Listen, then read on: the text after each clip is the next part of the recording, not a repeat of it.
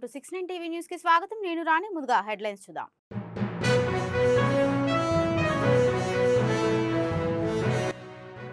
America 47వ అధ్యక్షుడిగా Donald Trump ప్రమాణ స్వీకారం. విద్యారంగంలో అనేక సంస్కరణలు తీసుకొస్తామన్న నూతన అధ్యక్షుడు.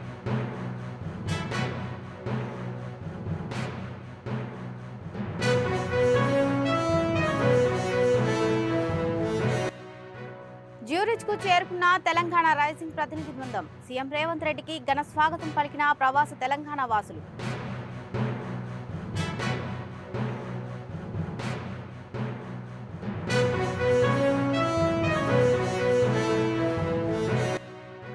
స్పీడ్ థ్రిల్ గా ఉంటుంది, కానీ అది ప్రాణాల్ని తీస్తుంది. పాఠశాల దశలోనే ట్రాఫిక్ రూల్స్ పై అవగాహన కల్పించాలన్న గవర్నర్.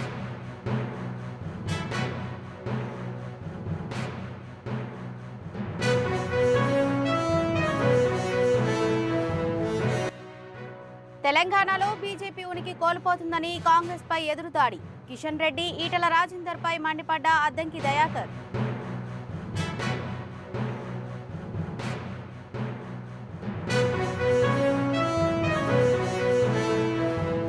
అమెరికా 47వ అధ్యక్షుడిగా డొనాల్డ్ ట్రంప్ ప్రమాణ స్వీకారం చేశారు.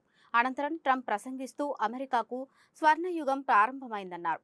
అమెరికా ఫస్ట్ అనేది తన నినాదమని, దేశం అనేక ఆటుపోట్లకు తట్టుకొని నిలబడిందన్నారు.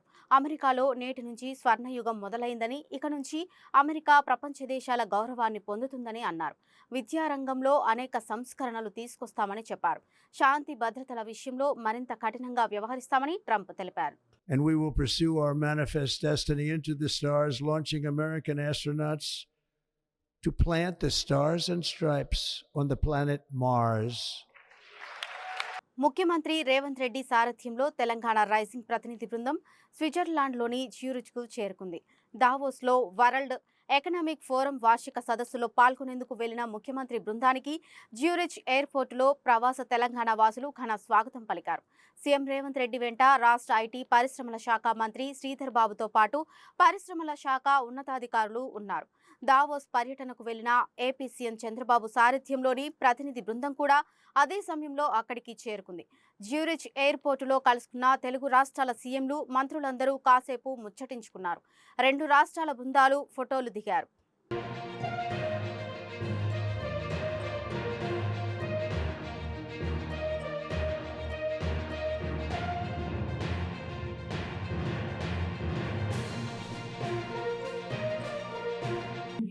At REF this year, when REF carries forward the theme of collaboration for an intelligent age, India's engagement is focused on reinforcing collaborations, drawing investments, and establishing its role as a front runner in sustainable growth, as well as tech advancements. This year's edition is special because we have witnessed the largest delegation to date. We are 5 union ministers strong. We have 6 states participating. 3 state chief ministers have joined us here. We have state ministers joining in. Good evening to all. In fact, on behalf of our Honorable Chief Minister, Mr. Ravindra Reddy Garu, on the days, Honorable Minister from the Union, Chirag Paswanji, Honorable Minister from the Union, Jain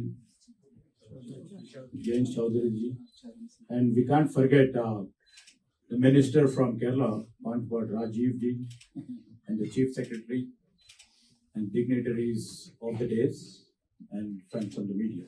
Very good evening to all. In fact, I would like to thank the Government of India for hosting every state under one banner. As just now it was described by our Joint Secretary here,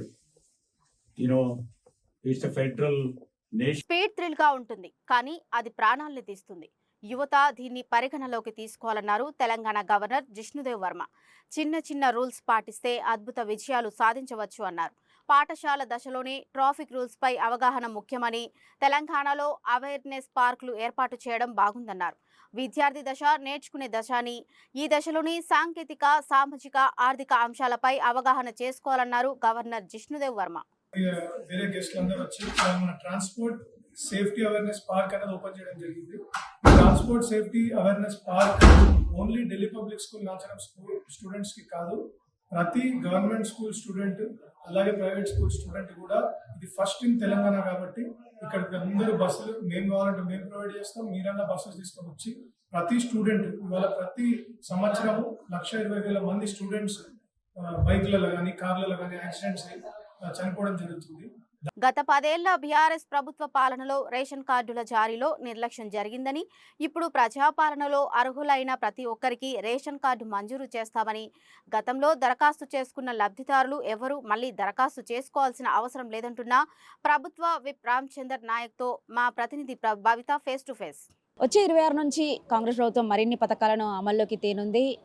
ఇప్పుడు పెట్టేటువంటి గ్రామ సభల్లో మరొకసారి ఇటు ration కార్డులు లేని వాళ్ళు కావచ్చు, ఇతరత్ర సంక్షేమ పథకాల గురించి మరోసారి దరఖాస్తు చేసుకోండి అంటూ కూడా పిలుపునిచ్చిన పరిస్థితి కనబడుతుంది. అయితే దీన్ని మరొకసారి ఇటు ప్రతిపక్ష నేతలు అయితే ఎద్దేవా చేసిన పరిస్థితి కనబడుతుంది. ప్రస్తుతం మనతో పాటు మాట్లాడడానికి విప్ రామచంద్ర నాయక్. సార్, మీరు చెప్పండి, అమల్లోకి వచ్చినప్పటి నుంచి అంటే అన్ని పథకాలు అమలు అవుతున్నాయని చెప్తూనే ప్రభుత్వం ఏర్పడిన కొద్ది రోజుల్లోనే ప్రజాప్రభుత్వం పేరిట ఎన్నో దరఖాస్తులు స్వీకరించిన పరిస్థితి కనబడుతుంది. ఇప్పుడు మరొకసారి రేషన్ కార్డులను దరఖాస్తులు చేసుకోండి, ఇందిరమ్మ ఇండ్లకు దరఖాస్తు చేయండి. ఎన్నిసార్లు దరఖాస్తు చేసుకోవాలి సార్ చేసేటువంటి వాళ్ళు?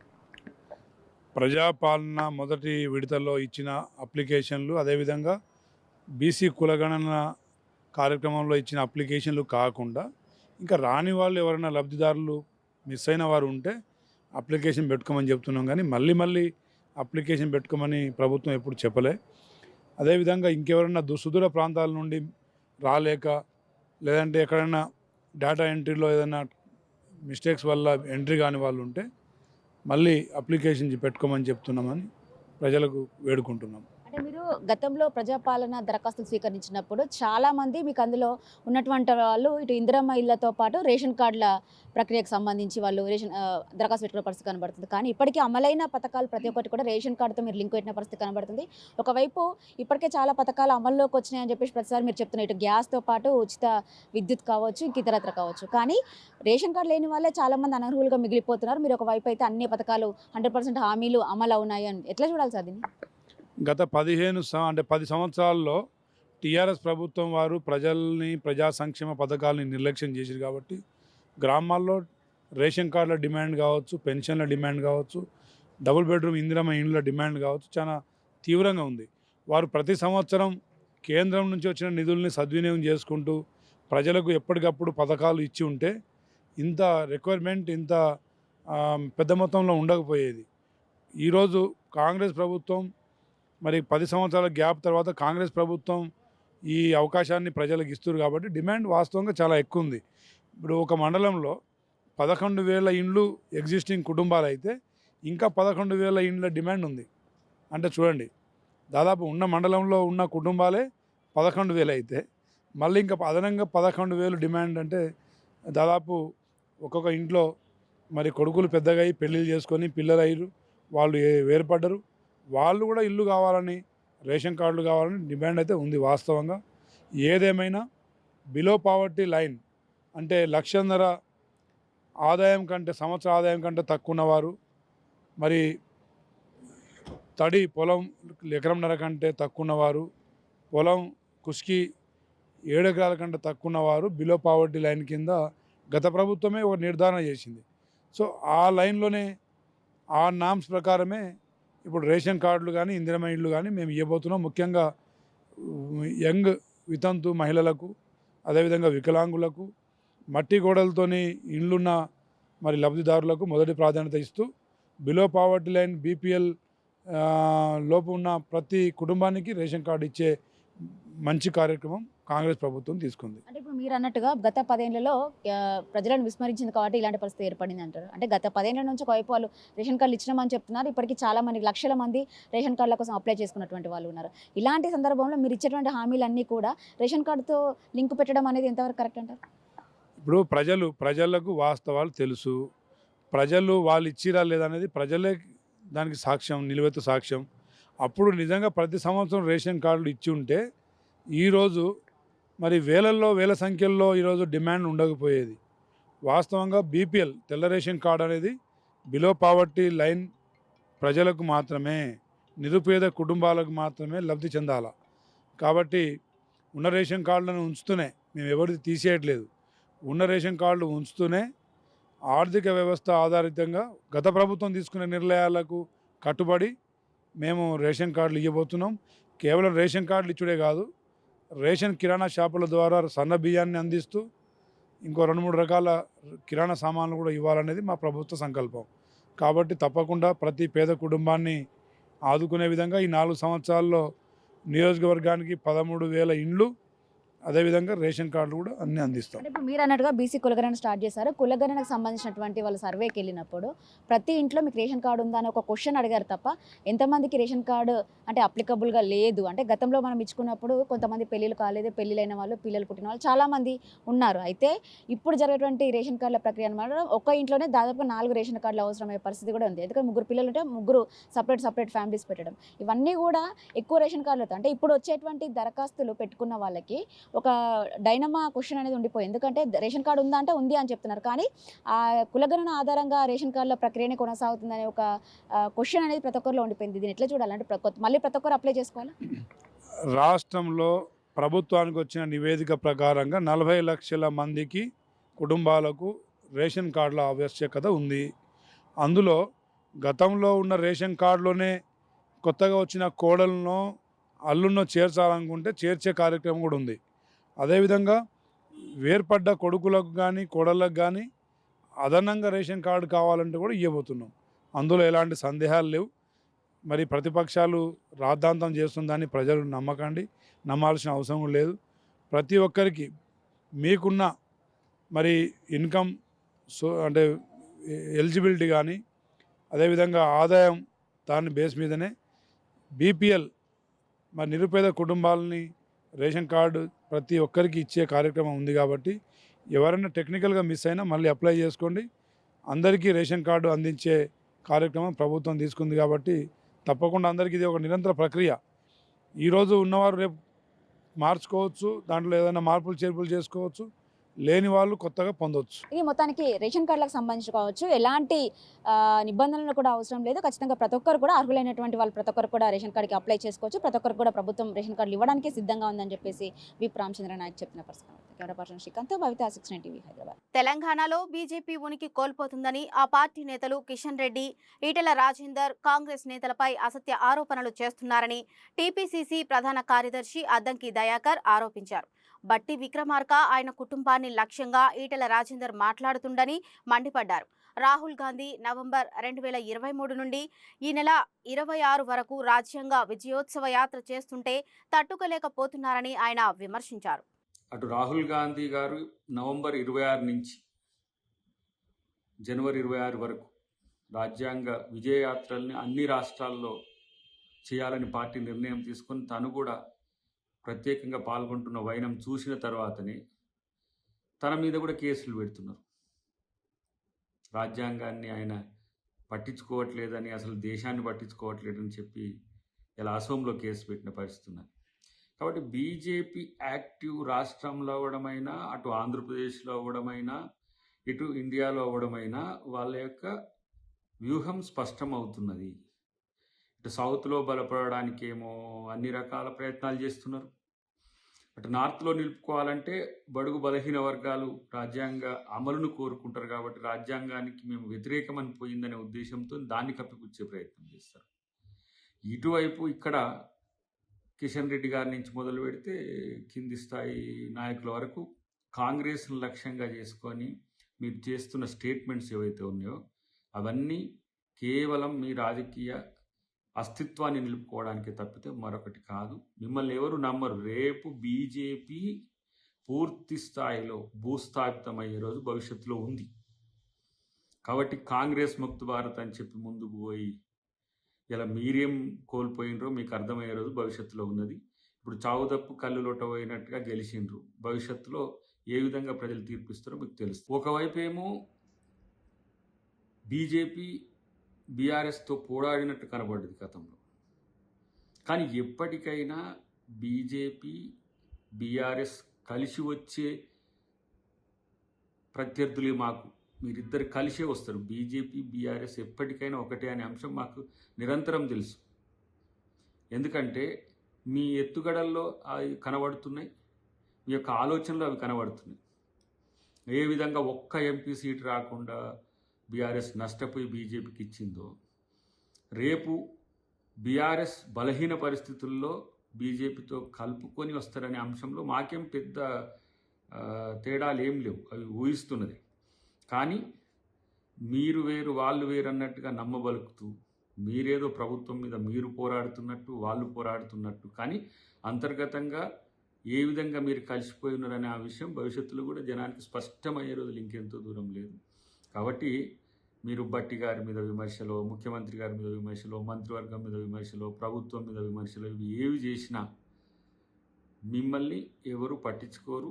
ఎందుకంటే ఈ తెలంగాణకు మీరు చేసింది ఏమీ లేదు బీజేపీ, తెలంగాణకు ఏం చేస్తున్నది కూడా లేదు బీజేపీ. కాబట్టి ఇలా ఉనికి కోసమో టీఆర్ఎస్ అడ్వాంటేజ్ తీసుకుంటుందనే ఉద్దేశంతో మీరు చేసే రాజకీయ ఉనికి ప్రకటనలు ఎవరు పట్టించుకోరు అనేది నాకు అభిప్రాయం. ఆదివారం జరిగిన ఖోఖో ఫైనల్ మ్యాచ్లో మహిళల విభాగంలో, పురుషుల విభాగంలో భారత జట్లు విజయాలు సాధించడంతో ఓయూలో స్పోర్ట్స్ స్టూడెంట్ ఫెడరేషన్ ఆధ్వర్యంలో విద్యార్థులు సంబరాలు నిర్వహించారు.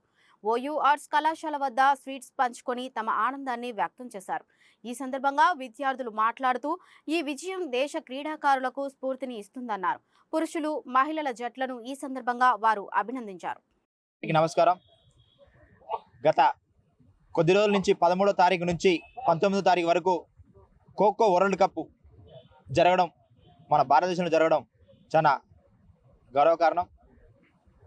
దాంట్లో మన భారతదేశం మెన్లో, ఉమెన్లో విన్నర్స్గా నిలిచి భారతదేశ క్రీడాకారులే గల్లా ఎత్తుకొని చెప్పుకునే విధంగా ప్రతి ఒక్క క్రీడాకారుడు గర్వించేదగ్గ విధంగా ఫస్ట్ ప్లేస్ కొట్టి ఎంతో అందరికీ భారతదేశానికే మంచి పేరు తేవడం జరిగింది. అలాంటి విద్యార్థులని స్పోర్ట్స్ స్టూడెంట్ ఫెడరేషన్ తరఫున కంగ్రాచులేషన్ తెలియజేస్తూ ప్రతి ఒక్కరు కూడా టాలెంట్ ఉన్న విద్యార్థుల్ని వెలికి తీసి ఇంకా ముందు జరిగే క్రీడల్లో కూడా ప్రోత్సహించే విధంగా ప్రతిదీ మా స్పోర్ట్స్ స్టూడెంట్ ఫెడరేషన్ డెవలప్ చేసే విధంగా మేము ముందుండి కొట్లాడతామని ఈ స్పోర్ట్స్ స్టూడెంట్ ఫెడరేషన్ మేము తెలియజేస్తున్నాం. గొప్ప దినం. మన భారతదేశం ఖోఖోలో వరల్డ్ కప్ గెలుచుకున్నారు. మెన్లో గెలుచుకున్నారు, ఉమెన్లో గెలుచుకున్నారు. ఈ first time world cup host అయింది ఇండియాలో. దాంట్లో చాలా కంట్రీస్ వేరే దేశం నుంచి వచ్చి పార్టిసిపేట్ చేస్తున్నారు. దాంట్లో ఇండియాకి స్వర్ణ పదకం వచ్చింది, మెన్లో వచ్చింది, ఉమెన్లో వచ్చింది. దానిలో ఇలా స్పోర్ట్స్ స్టూడెంట్స్ ఫెడరేషన్, ఇంకా మన ఫిజికల్ ఎడ్యుకేషన్ మెంబర్స్, ఇంకా స్పోర్ట్స్ కమిటీ మెంబర్స్ వాళ్ళందరూ వాళ్ళకు కంగ్రాచులేషన్స్ చెప్తున్నాం. ఇట్లాంటి మన భారతదేశంలో చాలా మెడల్స్ రావాలని చెప్పి అందరూ కోరుకుంటున్నాం. Thank you very much. Medchal జిల్లా కుత్బుల్లాపూర్ నియోజకవర్గంలో నిజాంపేట్ మున్సిపల్ కార్పొరేషన్లో 7,89,00,000 అభివృద్ధి కార్యక్రమాలను తెలంగాణ ప్రభుత్వ చీఫ్ విప్ పట్నం మహేందర్ రెడ్డి ప్రారంభించారు. నిజాంపేట నుండి బాచుపల్లి వరకు 4,69,00,000తో డివైడర్ నిర్మాణాలు, బాచుపల్లిలోని దీపిక కాలనీ నుండి పూజిత కాలనీ వరకు 1,20,00,000 నిధులతో సీసీ రోడ్లు, 2,20,00,000 నిధులతో తెలుగు యూనివర్సిటీ వద్ద బీటీ రోడ్డు నిర్మాణాలను ప్రారంభించినట్లు మహేందర్ రెడ్డి తెలిపారు. ఈ కార్యక్రమంలో MLA Vivekananda Goud, corporation mayor Neela Gopal Reddy, commissioner Sabir Ali తదితరులు పాల్గొన్నారు. మున్సిపాలిటీలో ఈరోజు 8 కోట్లతోటి అభివృద్ధి కార్యక్రమాలు చేసినాం. దీంట్లో గౌరవ మేయర్ గారు, హనుమంత్ రెడ్డి గారు అందరూ కూడా, శ్రీనివాస్ రెడ్డి గారు కూడా పాల్గొన్నారు, ఎమ్మెల్యే గారు కూడా పాల్గొన్నారు.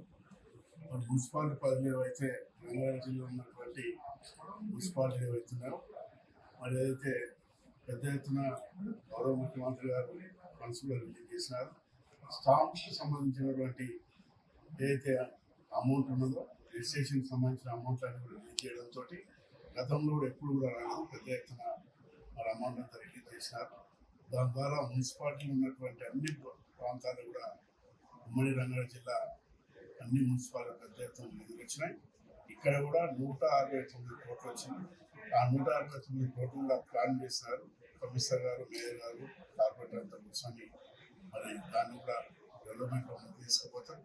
అదేవిధంగా ఇక్కడ రాగానే అంబేద్కర్ ఏదైతే చౌరస్తారని కూడా మద్దతు తీసుకొచ్చినారు. దాన్ని కూడా తొందరలోనే మంత్రి గారు దగ్గర ఉండి దాన్ని కూడా ప్రాబ్లమ్ సాల్వ్ చేస్తాం, ఏదైతే తీర్మానం చేస్తారని చెప్తున్నారు. తప్పకుండా దాన్ని కూడా తొందరగా ఏర్పాటు చేస్తాం. ఇంకా ముందు కూడా 26 తర్వాత గౌరవ ముఖ్యమంత్రి గారు ఏదైతే హామీలు ఇచ్చిందో హామీల్లో ముఖ్యంగా మరి బస్ సౌకర్యం కానీ గ్యాస్ కానీ ఇవన్నీ మరి కరెంట్ ఫ్రీ చేయడం కూడా జరిగింది. 26 వరకు కూడా మరి అన్ని మీటింగ్లు పెట్టుకోవడం కూడా జరిగింది. 26 తర్వాత మరి కాన్సిల్స్కి మరి 3,500 ఇండ్లు కూడా వచ్చినాయి. రేషన్ కార్డులు ఇవ్వడం కూడా జరుగుతుంది. చెప్పిన ప్రకారంగా గౌరవ ముఖ్యమంత్రి గారు సంవత్సరం అయింది. మరియు అన్ని కావాలని సాధ్యం కాదు. ఒకదాని కూడా ఒకటి అన్ని కూడా. అంతర్రాష్ట్ర డైవర్షన్ ముఠాను సౌత్ ఈస్ట్ టాస్క్ ఫోర్స్ పోలీసులు అరెస్టు చేశారు.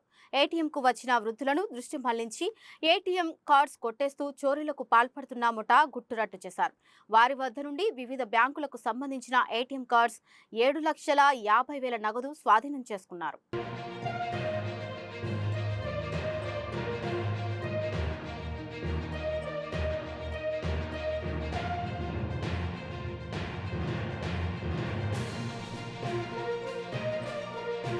ఈ రోజు ఈ ప్రెస్ మీట్ మీ అందరికి ఒక inter state attention diversion ATM theft gang సంబంధించి బ్రీఫ్ చేయడానికి పెట్టాము.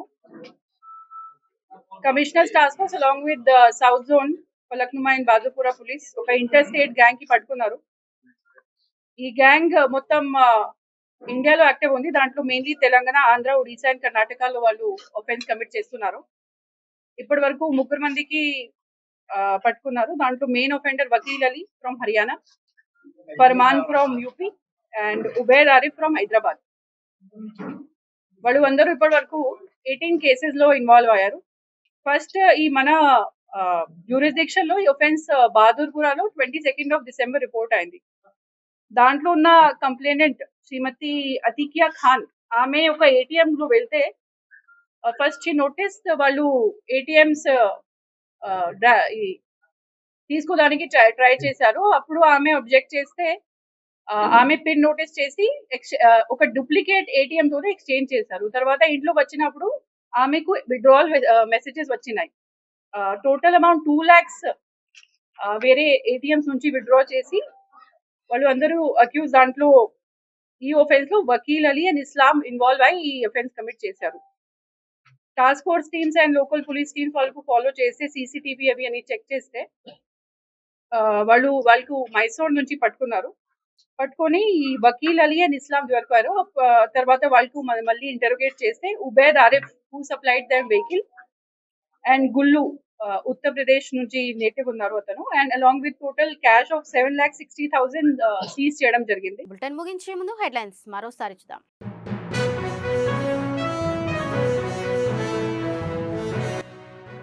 అమెరికా 47వ అధ్యక్షుడిగా డొనాల్డ్ ట్రంప్ ప్రమాణ స్వీకారం. విద్యారంగంలో అనేక సంస్కరణలు తీసుకొస్తామన్న నూతన అధ్యక్షుడు.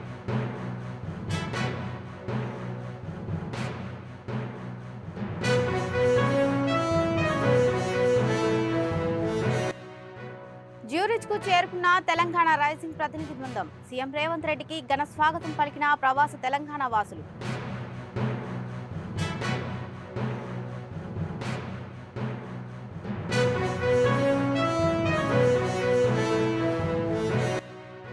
స్పీడ్ థ్రిల్ గా ఉంటుంది, కానీ అది ప్రాణాల్ని తీస్తుంది. పాఠశాల దశలోనే ట్రాఫిక్ రూల్స్ పై అవగాహన కల్పించాలన్న గవర్నర్.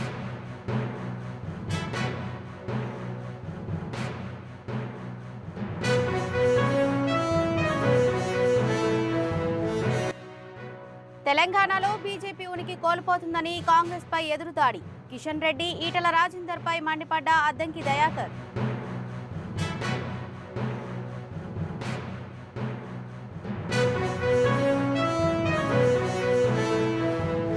ఇవి ఇప్పటివరకు ఉన్న అప్డేట్స్. మరిన్ని అప్డేట్స్ కోసం చూస్తూనే ఉండండి 690 న్యూస్.